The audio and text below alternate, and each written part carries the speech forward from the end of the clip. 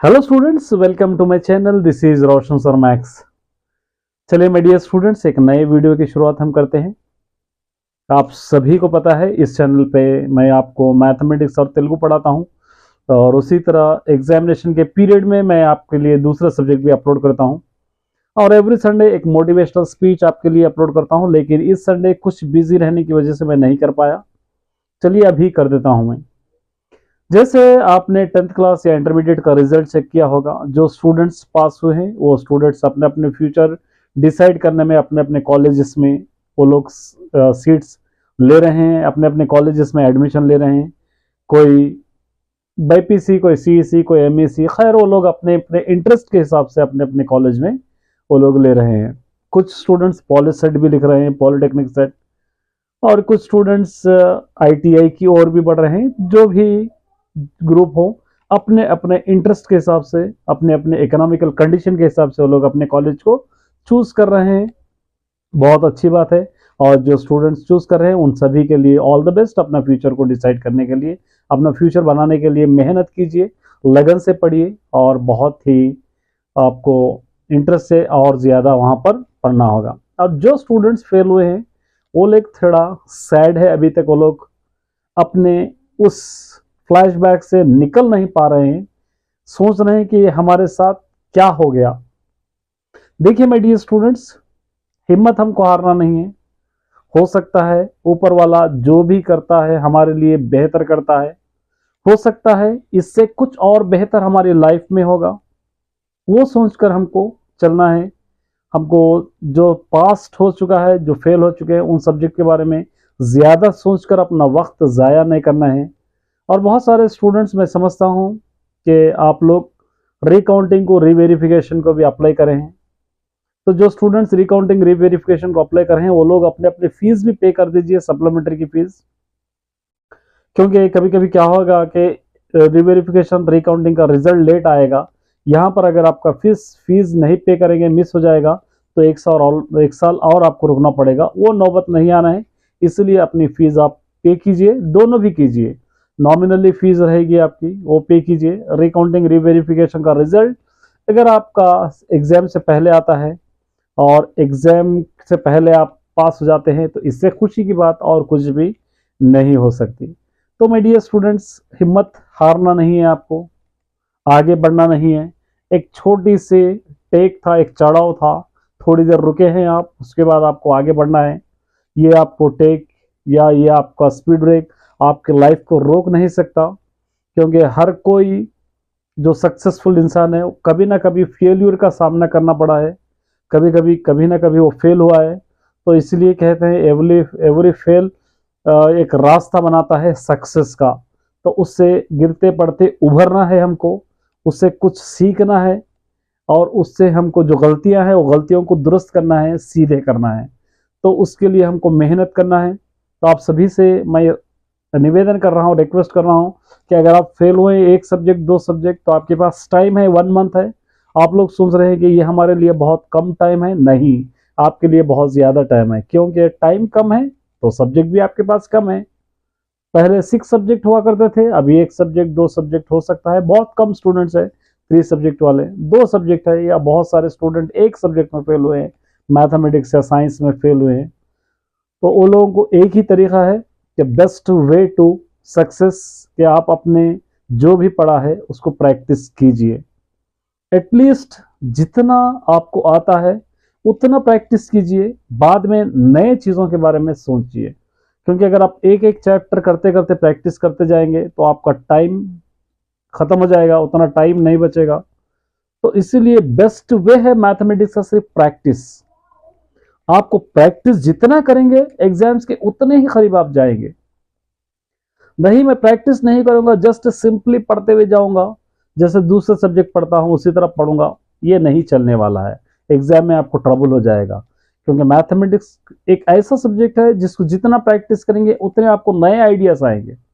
एक क्वेश्चन आप प्रैक्टिस करें, एक बार आया, एक बार प्रैक्टिस किए, नहीं आया, 2 स्टेप समझ में आए, दूसरी बार कीजिए और 2 स्टेप समझ में आएंगे, तीसरी बार कीजिए, पूरा समझ में आएगा, चौथी बार बगैर देखे लिखने की कोशिश कीजिए। जो इंपॉर्टेंट क्वेश्चंस है, कम से कम उतने क्वेश्चंस को तो आप प्रैक्टिस कीजिए। मैंने बहुत सारे वीडियोस बनाए हैं और इन क्वेश्चंस पे, इंपॉर्टेंट क्वेश्चंस पे बहुत सारे वीडियोस पड़े हुए हैं, आप जाकर चेक कर सकते हैं। एवरी सैटरडे एवरी संडे में एक आपके लिए मोटिवेशनल स्पीच बनाता था, इंपॉर्टेंट कई बार अपलोड कर रहा हूँ, फिर भी एक बार अपलोड करूंगा। कौन से चैप्टर्स आपको पढ़ना चाहिए, कौन से चैप्टर आपको बेनिफिट देते हैं, वो भी मैं अपलोड करूंगा। लेकिन आपको क्या करना है, आपने स्कूल में पढ़ा होगा, आपने अपने ट्यूशन में पढ़ा होगा, या आप सेल्फ स्टडी किए होंगे, जितने भी क्वेश्चंस आपने पढ़ा है उन सारे क्वेश्चंस को एक बार रिपीट करना है chapter wise. Real number, important questions practice कर लिए, और साथ ही साथ मेरे वीडियोस आपको देखना है, क्योंकि मैं इंपॉर्टेंट क्वेश्चंस अपलोड कर रहा हूँ, मॉडल पेपर क्वेश्चन सिर्फ, क्योंकि चैप्टर वाइज करूंगा तो आपको टाइम उतना नहीं रहेगा। आपने रियल नंबर कर लिया, मेरा एक वीडियो देख लिया, और मेरे वीडियो से आप क्वेश्चंस लिख लिए, आंसर्स लिख लिए, ईजी हो जाएगा।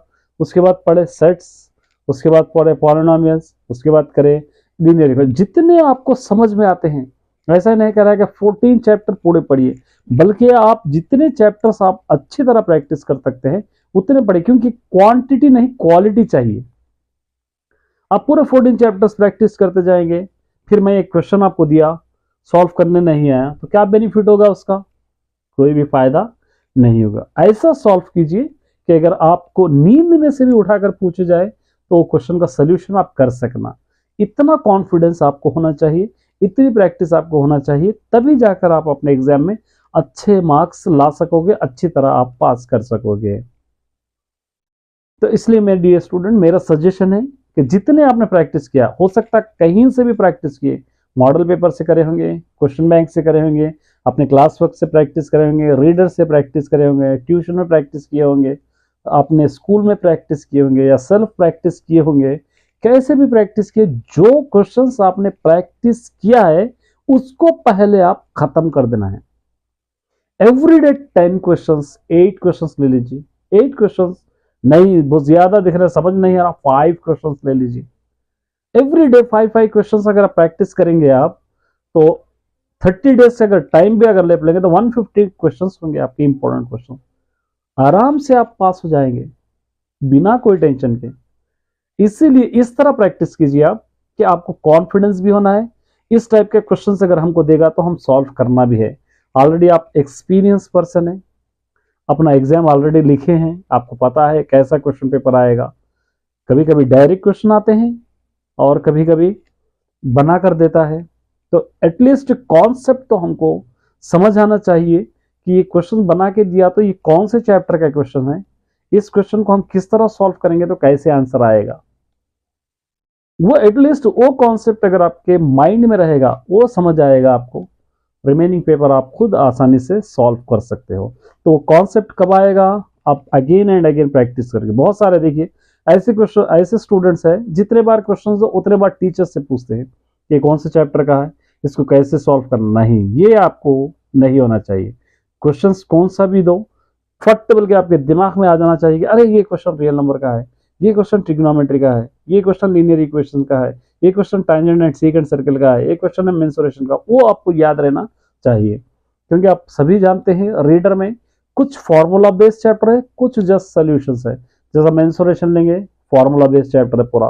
कोऑर्डिनेट ज्योमेट्री लेंगे, फॉर्मूला बेस्ड चैप्टर है। प्रोग्रेशन लेंगे, फॉर्मूला बेस्ड चैप्टर है। स्टैटिस्टिक लेंगे, फॉर्मूला बेस्ड चैप्टर है। कुछ चैप्टर्स ऐसे जो फॉर्मूला बेस्ड चैप्टर है, वो फॉर्मूले अगर थोड़ा सा मेहनत करेंगे तो आप आसानी से कर पाएंगे। तो 100 बातों की एक ही बात है, टाइम वेस्ट नहीं करना है। 1 महीना है, हम बहुत बाद में पढ़ेंगे, ये गलती बिल्कुल मत करिए। मैं देख रहा हूँ, मैं वीडियोस अपलोड कर रहा हूँ, बहुत कम स्टूडेंट देख रहे हैं। हालांकि बहुत सारे स्टूडेंट्स कमेंट कर रहे थे कि सर अपलोड कीजिए अपलोड कीजिए। मैं जब अपलोड करना स्टार्ट कर रहा था बहुत कम स्टूडेंट देख रहे हैं। मतलब वो लोग सोच रहे हैं कि हमारे पास और वक्त है, वो वक्त में हम प्रैक्टिस कर लेंगे। ये गलती बिल्कुल मत करिए। 1 साल टाइम था आपके पास, वो 1 साल कुछ भी नहीं कर पाए तो 1 महीने में आप क्या कर पाओगे?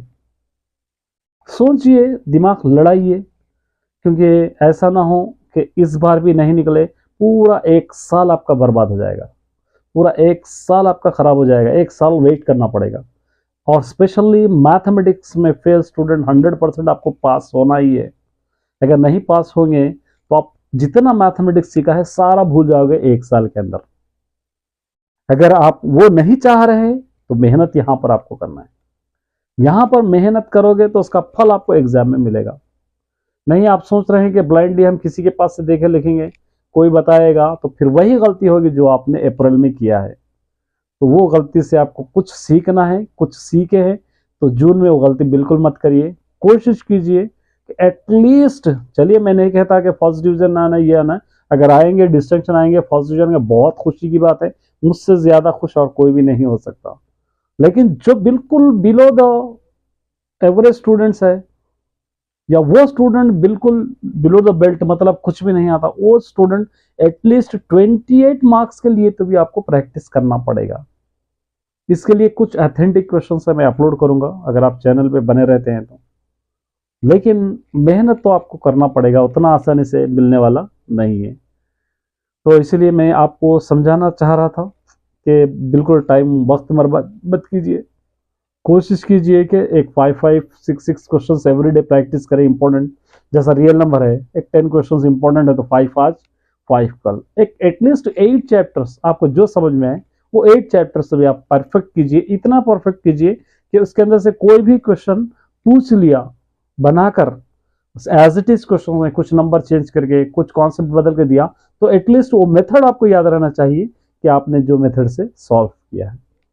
बस इतना ही मैं आपको समझा सकता हूँ। उम्मीद करता हूँ कि आपको वीडियो अच्छा लगा होगा। वीडियो अच्छा लगा होगा तो शेयर करना, लाइक करना, सब्सक्राइब करना। अभी तक आपने सब्सक्राइब नहीं किया सब्सक्राइब कर लीजिए, और इसी तरीके के वीडियोस आपको मिलते रहेंगे। फिजिकल साइंस, बायोलॉजिकल साइंस भी मैंने अपलोड कर रहा हूँ, तेलुगु भी अपलोड कर रहा हूँ। जो स्टूडेंट्स फेल हुए हैं वो भी सब्जेक्ट पढ़ लीजिए, उसके भी इंपॉर्टेंट आपको मैं देते जाऊँगा। इतने भी अगर आप पढ़ लेंगे तो आप आराम से अपना एग्जाम क्वालिफाई कर